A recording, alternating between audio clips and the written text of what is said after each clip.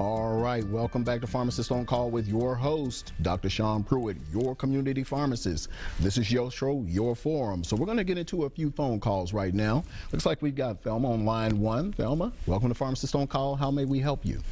Hello, Dr. Pruitt. How are you? Pretty good. How are you? I'm okay.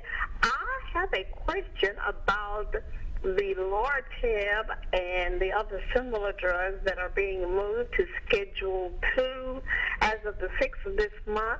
I'd like to know if this information was made available to the general public, or was it only shared with the healthcare professionals? That is a good question. I don't think it was. I think it was there in hidden in plain sight. If I did not own a pharmacy or were a pharmacist, I would not have known anything about it. So I received the information through the Tennessee Pharmacists Association and my affiliation with the National Community Pharmacists Association, because we get alerts when things dealing with the DEA and certain policy changes. But as a lay person that's not a pharmacist, I didn't see anything about it, whether on the news or in print. So I don't think so. But that's where it is the job of the pharmacist and the medical practitioner to educate the patient about that. So that's why I really wanted to do a good job trying to educate patients on it, so there wouldn't be the surprise at the pharmacy counter when you get your prescription. So. Well, I thank you so much for that, because I was certainly not aware and had not heard from it or about it from any other healthcare professional. Yes, ma'am. Yeah, and then to add to that, from my understanding, if you have current refills on this medication, I don't think they're going to be honored. So you're going to need a new prescription. So you're going to have to just do it all over again. Absolutely. Starting with a new prescription all over again then. Yes, ma'am. So for those of you who happen to have 3 or 4 refills on your Norco or your Lortab, I don't think they're going to be honored come the 6th. So you will probably have to go be seen by your doctor again to get another prescription. I see. Mm-hmm. I thank you so much for this information. It is very much needed, and I'm sure that I'm not the only one who is not aware. No, ma'am. I'm sure you're not. Thank you for your call, though. Thank you. All right. All right. So yes, and I apologize, everyone. I did not mention that the refill piece. So if you're sitting there with a bottle at home, you got 3 or 4 refills on it, I don't think that those refills are going to be honored, because that is Norco, that is Schedule 3. What's getting ready to come out into circulation is going to be Schedule 2. So, but check with your physician about that, but I think that is the case. On line 2, Michael, welcome to Pharmacist on Call. How are you? I'm doing good, thank you. Let me help you, sir. Yeah, I'm allergic to bees, and I hadn't got an EpiPen forever. Well, I had an episode where I got stung several times, and I ended up at the hospital. They treated me real well, but they gave me a prescription. When I went down to fill it, an epinephrine pen that I used to get for $20 is $400 now. And I don't know, is there another way around going into anaphylactic shock without having to buy a pen? To my knowledge, that's the best way, is it gets it right there into the bloodstream. That's the only way, huh? Yeah, that's the only thing that I see prescribed for anaphylaxis. Okay. Mm-hmm. Now, what happens when you take it? The respiratory piece goes on and all of that? Yeah. Okay, and it happens pretty suddenly? Yeah, well, I got stung so many times the last time. And you know, I've been stung where it doesn't bother me. But this last time I was working on an AC unit, and I got stung several times. I just made it to the hospital. Luckily, it was right down the road. Have you taken Benadryl in any of the previous bites? Because pretty much what the anaphylaxis is your body's reaction to the venom from the bees. Right. No, I have not. That may be another route. Not saying you should go and let yourself be stung just to see if it works, but I think because of the quantity of the bee stings that you had to deal with. But just in general, bee sting, you kind of want to suppress your immune system's reaction to the bee sting. So Benadryl I would look at, and your doctor may even give you something like a steroid dose pack. But anything to the efficacy of an EpiPen, I don't think so. Okay. All right. I'll try that. Thank you, sir. Yes, sir. Thank you. All righty, bye-bye. And just to speak to what the caller Michael was saying, there's an issue that I have noticed, and I can't get any explanation for it, is that medications when I first opened that cost maybe $20 have now gone up to $400 inexplicably. So I'm not sure what's going on there.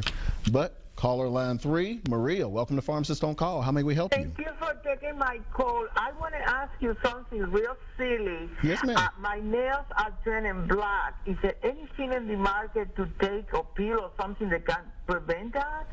My fingernails. Your fingernails are turning black? Yeah, it's real black, and I don't know, I painted it with red to cover it up, but I'm getting tired of looking black nails. I don't hurt or anything. Okay.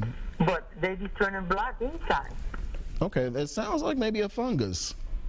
No, I put it in bleach, and it don't do no good. Have you been to a doctor to let them take a look at it? No. Okay. I have no insurance. Okay. But I thought they don't hurt me. I don't have no fever or anything. But they just turning black.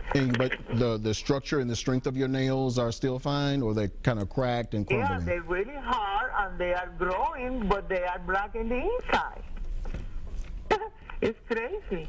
There is a product, assuming that it's a fungus, called Reclaim, that you can paint on and under your nails to help deal with that. But I'm sure that there's got to be some places, maybe like Meharry, that will take a look at it, the dermatology clinic there, maybe even Matthew Walker, that will be kind of, price sensitive. They wouldn't be as high as, say another hospital. Okay, but you think it's something serious? Liver problem or something like that? It could be, and so that's why we would want to look and see what the cause is. It's not there for no reason. It may be a symptom of something, so if it's not a fungus, it is a symptom of something else. So yes, ma'am, it could potentially be very serious. Thank you for your time. God bless you. Yes, Bye. ma'am. All right, thank you. Bye-bye.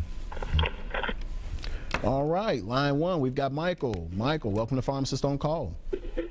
Yes, sir. Yes, sir. I got a question on the hydrocodone. Yes, sir.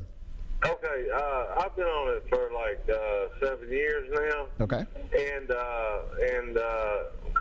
what is the prices? Are they going up tremendously, or are they just about the same price? Or I don't have insurance, is what I'm saying. Mm-hmm.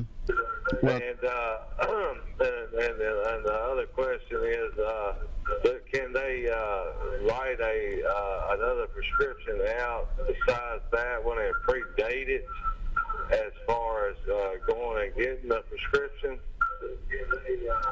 Okay, well, let's do your second question first. So you're saying, can they predate a prescription, like for the...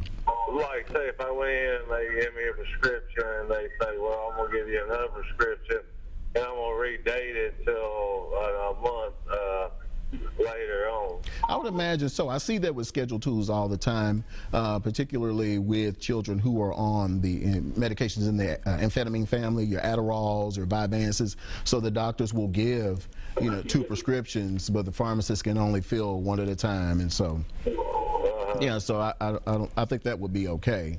The other piece, in terms of price, I was pretty much speculating. And that's generally what happens when the supply kind of is cut down, which I think is going to be the case, because you look at the other Schedule IIs, oxycodone is just not free flying out there. It's being, really shrunk down. Like I said, most, if not all, pharmacies are on allotments now. You get X amount per month, and when you run out, that's it. And those of you who are chronic pain patients, I'm sure that you can, pretty much tell the viewers what I'm talking about, because that's why patients are having to go from pharmacy to pharmacy. But in terms of whether the price is going to be exorbitantly high or not, I don't know. We're kind of at the mercy of the manufacturers of the medication at this point. But let's hope that they kind of keep their prices where they are. But just knowing how the pharmaceutical industry is, I don't think so. Mm-hmm. And so they're just not going to not give me as much medication now. They're just going to downsize it. Well, what's going to happen is the pharmacy is going to be limited, and so that limits how much patients can get. So if I were able to get, let's just say, for instance, 500 bottles, and now because it is Schedule II, we are encouraged as pharmacies to have a certain percentage of our medication Schedule IIs, and so they discourage us from being a pharmacy that puts out a lot of narcotics, and that's for a number of reasons. So now that hydrocodone goes into that family, that cuts down the amount, actually, probably some of the other stuff that we're able to get, because we try to maintain a small percentage of our business as narcotics. Okay. And there's an alternative to hydrocodone. I mean, there's something else you could take. I mean, as far as that work the same thing. I mean, do the same thing. I mean. Now, are you talking about in the Schedule 3 family, or 3 through 5 family, or are you talking about that's also a Schedule 2? There are a number of options in the Schedule 2 family. But if you're trying to go Schedule 3 through 5, then you would probably look at tramadol is the first one that comes to mind, Ultram. Oh, okay. Yeah, just that, and that just went narcotic probably maybe last year, a couple of years ago. So, yeah, but there are a number. It just depends on the severity of your pain. If you're taking hydrocodone 10/325, then there are other Schedule 2s. You could probably bump up to the oxycodone family. Yeah, I mean, my next step was, surgery, and I've been on oxycontin, oxycodone, and this and that. There's so many side effects to it. And hydrocodone worked out so great for me. And I was like, well, this is the answer. I would say the answer. That's why I got my insurance. My insurance hadn't kicked in yet, so I'm thinking, well, this works out great for me. And now, they kind of threw me that loop. Well, yeah, I don't want it to be doom and gloom, but just be prepared that there may be a price spike, and also not as easy to get. Okay. That doesn't mean that you won't get it. So. Go ahead. Yes, sir. Yeah, so that doesn't mean that you won't get the medication, so you'll still be able to get it. Just by and large, in general, the supply is probably not going to be as much out there as it was. And, in terms of the price spike, that is Dr. Pruitt speculating. Okay. But let's hope the drug companies kind of keep the prices where they are. I appreciate your help. All right, thank you for your call, sir. All right, everyone, it looks like we are up on a break. Stay right there. We've got callers lighting up the phones. We'll be with you shortly.